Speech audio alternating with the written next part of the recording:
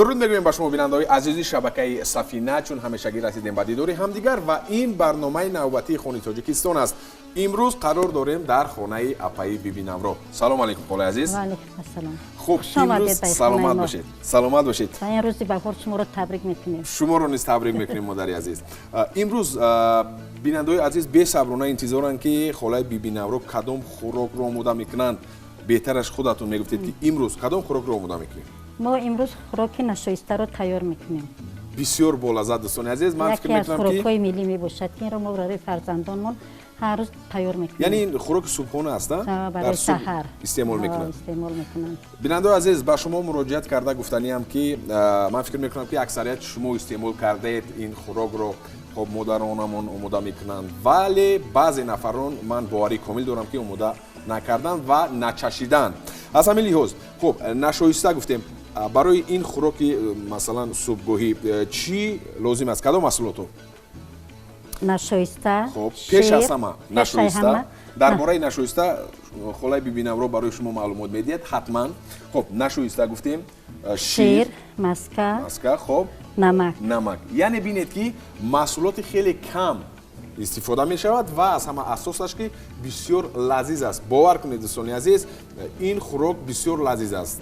من با شما کفالت می دهم که امروز خاله بیبی نورو آماده میکند حتما که بسیار لذیذ می آید، زیرا خاله بیبی نورو این رو یک بار دو بار نه بلکه صدها مرتبه آماده کرده است برای خب اهلی اویله خود، برای فرزندان خود و من باوری کامل دارم که با فرزندان، با کلین ها نیز، با دختران نیز آموخته اید، آموزانیده اید اینو.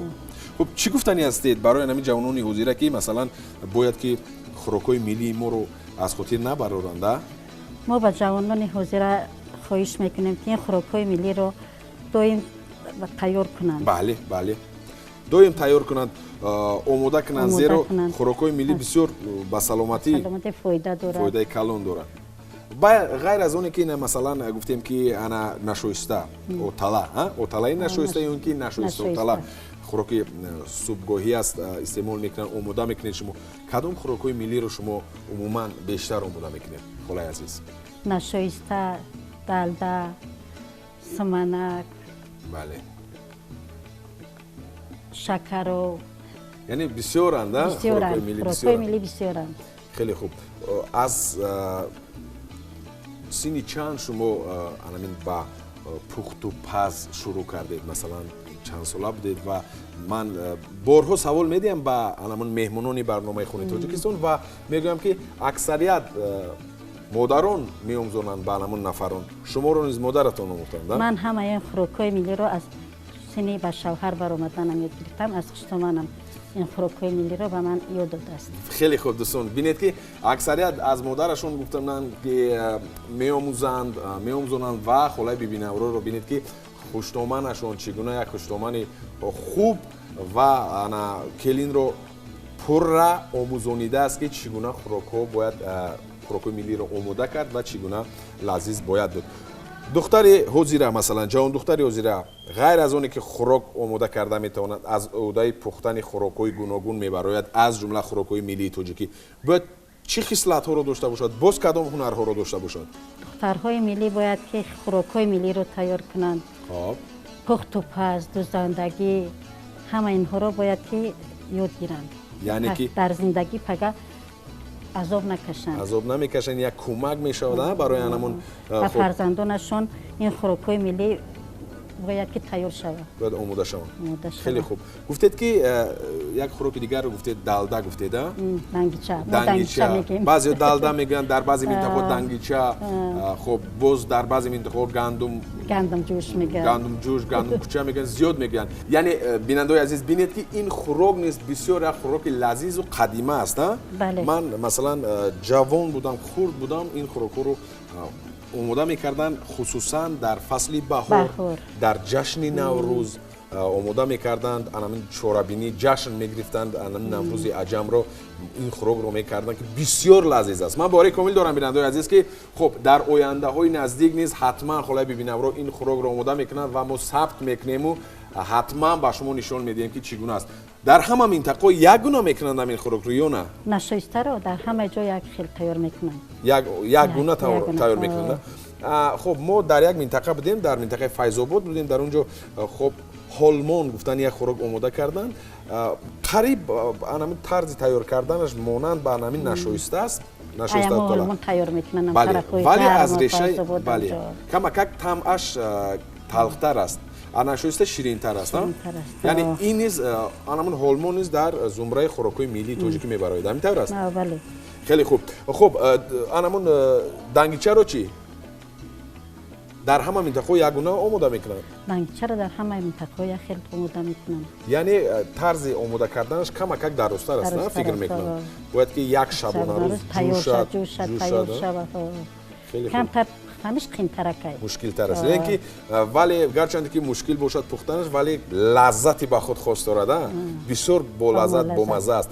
ماست بیننده‌های عزیز، همین نشویستاواتالا. خب گفتیم که خب دنگیچه، همین خوراک‌ها رو وقتی که استعمال میکنه شخص سیالاف، خب اوشی بریده، اوشی توپا احساس میگردد بهار، احساس میکنی بهار رو. واقعا هم دوستان خب خیلی خوب. از چی شروع میکنیم اول؟ خلای ببینم رو. ما اول از شیر شروع میکنیم. شیر رو در دیگ میریزیم. خب کم تر شیر گرم میکنیم. بعد نشویسته را قطعی شیر حل میکنیم. تیار کشید چقدر میکنیم. خیلی خوب. تیار میکنیم که ما فهمیدم. دوستان عزیز بعد از چند لحظه برمیگردیم و رو همراه باشید و خلای ببینم رو من خلل نمیرسونم شروع میکند با آماده کردن نشویستاواتالا. من باری کامل دارم که اکثریت شاید گوید که ما چشیده ایم استعمال کرده ایم، ولی من باری دارم که هست نفرانی که نچشیدن تا حال این خوراک بسیار با لذتی که صبحگاهان آماده میکنند. ما رو همراه باشید بعد از چند لحظه برمیگردیم. ما حاضرین خوراک نشویسته رو یعنی خلای عزیز اول شده شیر رو میاندازیم. اول شیر رو میریزیم. مرحمت.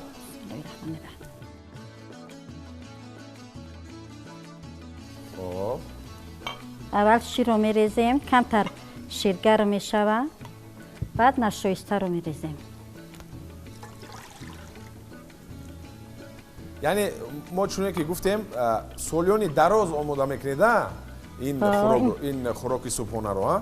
هر سال این خوراک نشویسته رو ما تیار میکنیم. خیلی خوب. خب گفتید که شما از خوشتومنتون آموخته در همین خوراک رو چگونه به شما کمک میکردند؟ یعنی جدی میگفتن یا اینکه بسیار ملایم میگفتن؟ چگونه میگفتن؟ نه وقتی تیار کردن خوراک رو نه خوشتومن به من چقدر مهربان بود. مهربان بودند؟ خیلی خوب. رنگ مادر خود همه این خوراک رو نشان میدادم. سلامت باشند. خب من فکر میکنم که باید که هر یک خوشتومن وظیفه هر یک خوشتومن است. باید هر خوشتومن ها با فرزندان خود کلینای خود رنگ دختر خود معامله کنند. خیلی عالی. خوراک‌های ملی رو نشان دهند که با فرزندان خود تیار کنند. خیلی عالی. خب چقدر باید که گرم شود خلای عزیز؟ این کمتر گرم شود بس که با صفتش ناز نمیاد.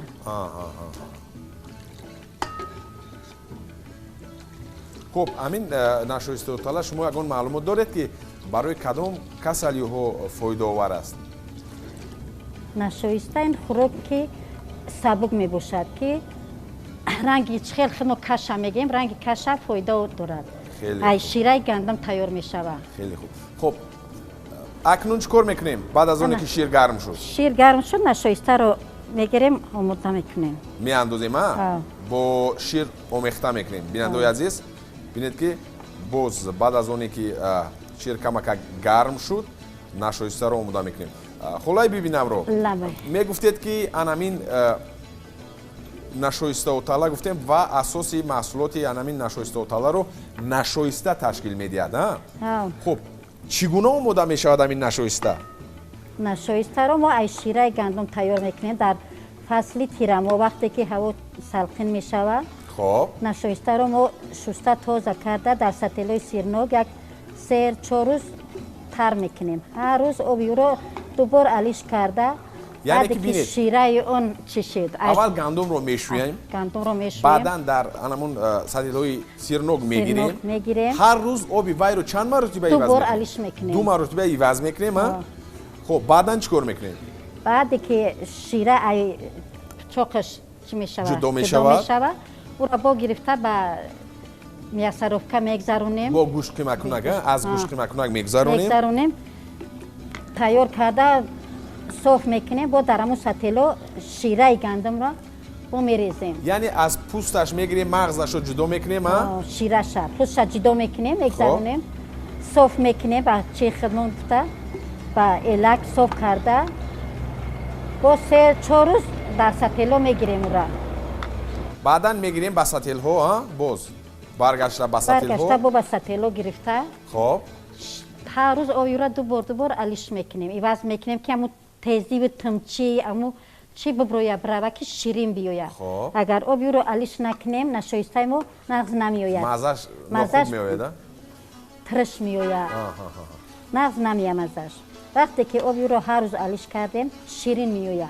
آبی همون نشایسته که بالاش صاف شد گرفته با چی میکنیم میریزیمش در خلطه نه خلطوی خب در خلطوی مخصوص میگیریم با 1 روز 2 روز میریزیم بعد آب میریزیمش که همون پال همون تیزی و تمچی ترشی همون گندم برطرف میشود چقدر شیرین بیوید خیلی خوب دوستان عزیز اون نفرانی که نوکک به شبکه سفینه پیوستند بار دیگر میگوییم که خب شما برنامه خونی تاجیکستان رو تماشا دارید قرار داریم در خونه بیبی نورو آماده میکنند کرده ایستادند انیقترش یکی از خوراک‌های بسیار لذیذ که صبحگاهی استعمال میکنیم این هم باشد نشایسته است ناشویستاواتالا تو این دم چیکار کردن خونه بیبی نورو تو این دم گرفتند اول بعد از اون که دیگ کمک تسبید شیر رو انداختند 1-2-3 دقیقه بعد انداختند همون نشایسته که در بارش پوره خونه بیبی نورو معلومات دادن که چگونه آماده می شود بعد از اون اکنون چقدر باید کوبیم تو تیار شدن شه چقدر میکوبیم که تیار شود یعنی تقریبا 10-15 دقیقه خب اکنون وقتی اون رسیده است که چیکار کنیم نمک رو اندازیم نمک باید که نمک اندازیم خیلی خوب نشایسته را دیدیم که کمتر نشایسته است بسیارتر میاد غوصتر میاد میتونیم که با شیر یعنی از چگونه است میتونیم ایلوه کنیم شیر یا نه میتونیم که شیر آماده کنیم مرحمت دوستان عزیز اگر شما خب تماشا کرده ایستاده باشید بینید که خب نواربرداری ما از پیش گرفته ایستاده است کمک دیگرگونه می شود انمون رنگش کمک دیگرگونه می شود خیلی خوب و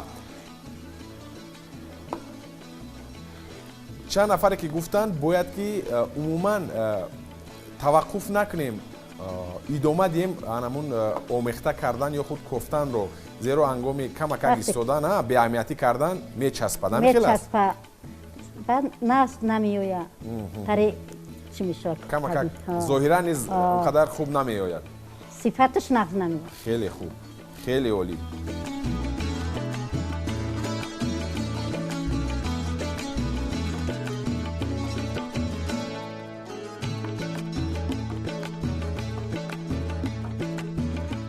اکنون نمک رو ایلوه میکنیم نمک رو آماده میکنیم ایلوه میکنیم ها خیلی عالی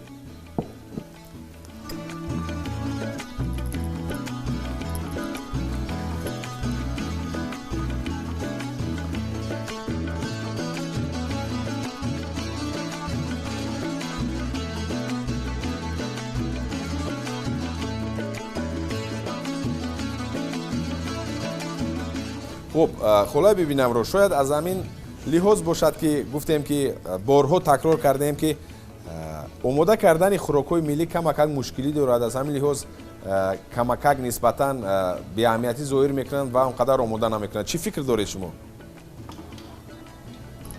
جوانان خواهش میکنم که این خوراک‌های ملی رو از مادراشون خشتماناشون کلینا یاد گیرند که این خوراک‌های ملی به سلامتی ما چقدر فایده دارد خیلی عالی سخنان خیلی خوب دوستان عزیز واقعا هم خوراک‌های ملی فایده کلان دارد خوراک‌های ملی خب کم مصرف هستند یعنی از یک محصولاتی که در خاندان هر یکی ما هست از همون محصولات میتوانیم یک خوراک بسیار بالذت تاجیکی ملی را آماده کرد خب اکنون ما الکی نمکش رو نیز ایلوه کردیم ها بله میگویند که باید که ناشایستاواتالا نمکش نسبتاً و خوراک‌های دیگه کمتر بیاید. کمتر باید آید. برای که وقتی که نمک زیادتر باشد مزه همون احساس نمی‌شود. بله. یک مصلحت دیگر بیننده‌های عزیز که قدردان‌های عزیز حتما که وقتی که آماده میکنید نشویستاواتالا رو باید که نمکش رو نسبت دیگر خوراک که ایلوه میکنید شما نمک رو در این خب خوراک کمتر باید که ایلوه کنید. تقریبا 10-15 دقیقه میکوبیم و پورا آماده میشود خوراکی که صبحگاهان ما استعمال میکنیم و بسیار لذیذ است. اولش دویمش این که با سلامتی انسان بسیار فایده آور است. خوراکی بسیار سبک است.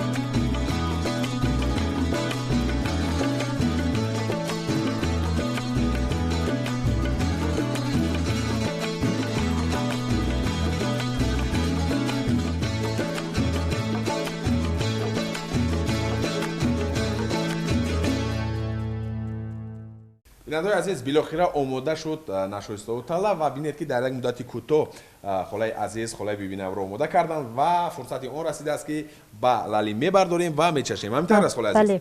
بعد از چند لحظه برمیگردیم.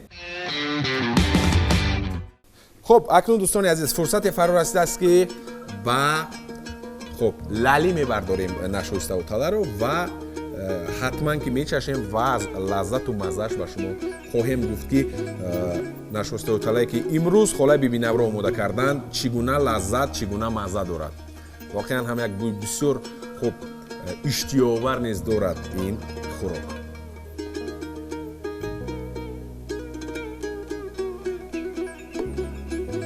کیفایی است نه فکر میکنم. اکنون پر آماده شد دوستان عزیز. بعد از یک لحظه برمیگردیم. ما را همراه باشید.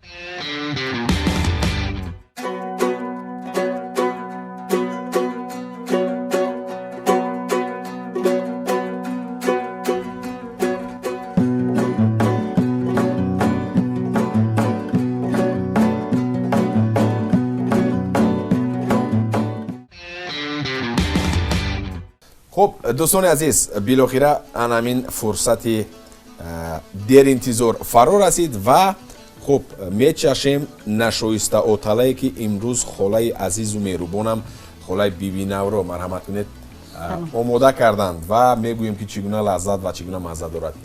میچشین مرحمت با اشتیاق باشید. شروع کنید. شما اول شروع کنید. بسم الله الرحمن الرحیم. دوستان عزیز میچشیم و میگوییم که چگونه لذت دارد این خوراک. مرحمت. بسم الله الرحمن الرحیم. من باوری کامل دارم که دوستان از همین بویش معلوم است که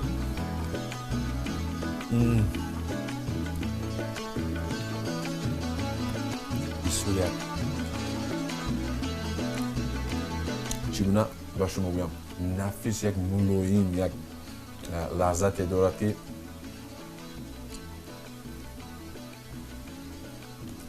هیچ نگفتنی دوستان.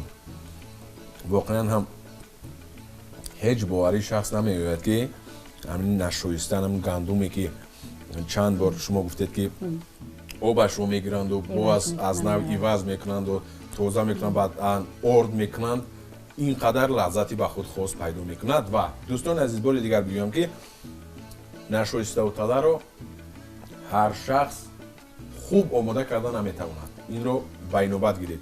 امروز خالای بیبینم رو اوتالایی که آماده کردن نشویسته به یگان محبت بسیار لذیذ همین خیلی باید که نشویستاواتالای اصیل آماده شود. با اجازت شما